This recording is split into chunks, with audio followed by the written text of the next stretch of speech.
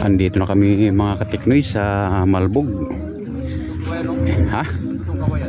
Kawayan? Ang Malbog pala mga katiknoy sakop ng Kawayan. Kawayan Masbate. So ito yung mga katiknoy ang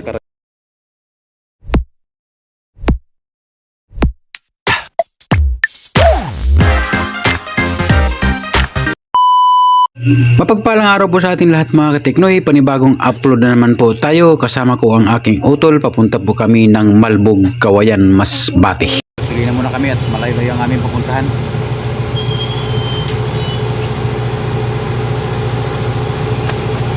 Ito na po mga kateknoy ang mahabang kalsada na papuntang Malbog, Kawayan.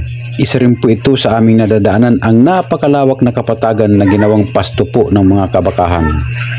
Medyo may kalayon din po ito mga katiknoy dahil nanggagaling pa po kami ng Mubo, Masbate. Kaya napasabak na naman ang utol kong bagitos sa pagmamaneho.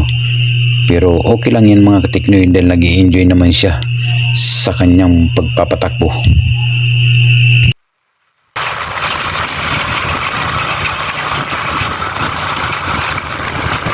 Sa wakas mga katiknoy, narating din namin ang Malbog.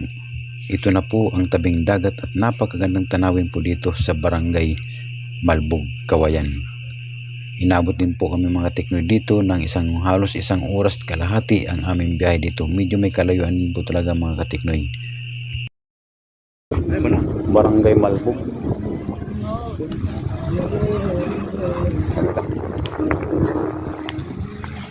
At siyempre mga katiknoy, dito na rin kami mamimili ng mga sirang cellphone at meron din po kami mga dalang buo. Dito na rin po namin ibibenta dito sa mga bahay-bahay.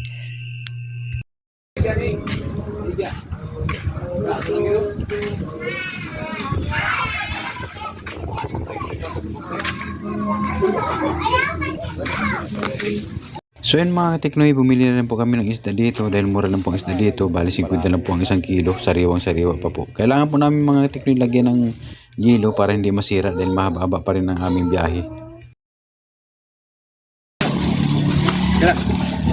Ay, 800? Ha? 800. Ay, lupit ko. Hindi na pa ako nag-cellphone. Ako nabaklang ka? Oo, nabaklang ko. Kaya nito siya. Jadiin, di na lahok. Hindi na lang. Asa ako naman buo. Ang kambing ang may bumili. Kambing. Ah, dito? Ano? Mga kambing, ito yung kanto ko.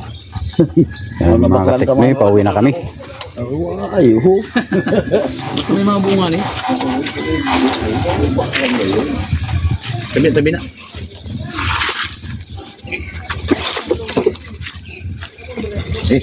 Abal, tuloy na tayo.